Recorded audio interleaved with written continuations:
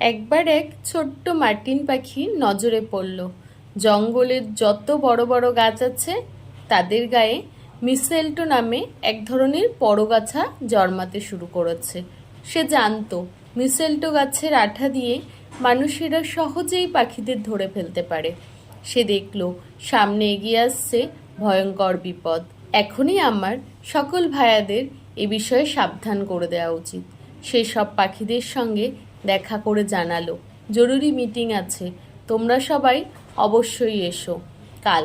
পরের দিন সকালে উপস্থিত হলে সে পুরো ব্যাপারটা বুঝিয়ে বলল তাদের। তারপর নির্দেশ দিল, তোমরা যে যেখানে মিসেল্টো দেখবে সব উপড়ে ফেলবে সঙ্গে সঙ্গে। কিন্তু তার কথায় অন্যান্য পাখিরা হো হো করে হেসে উঠল।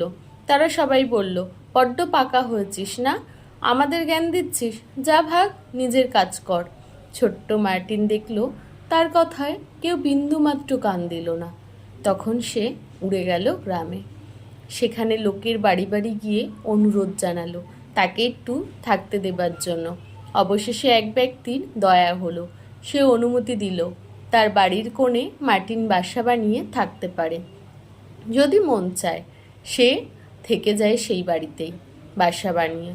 বনে এরপর পাখিদের দুঃখের দিন শুরু হলো, কারণ ততদিনে মিসেল্টো গাছগুলি বেশ বড় হয়েছে। বনের সর্বত্র ছড়িয়ে পড়েছে তারা। এমন কোনো গাছ নেই যেখানে তারা নেই। আর গ্রামের মানুষেরা ওই গাছের আঠার ফাঁদে সব পাখিদের সহজেই আটকে ফেলতে লাগলো। তারপর তাদের মাংস রান্না করে খেতে লাগলো। সব পাখি তখন হায় হায় করতে লাগলো। তারা বলল, কেন সেদিন শুনলাম না ছোট্ট মার্টিনের সাবধানবাণী? ও তো তাহলে ঠিকই বলেছিল। এর থেকে আমরা বুঝতে পারি ছোটদের কথাকেও সবসময় অবজ্ঞা করা ঠিক নয়।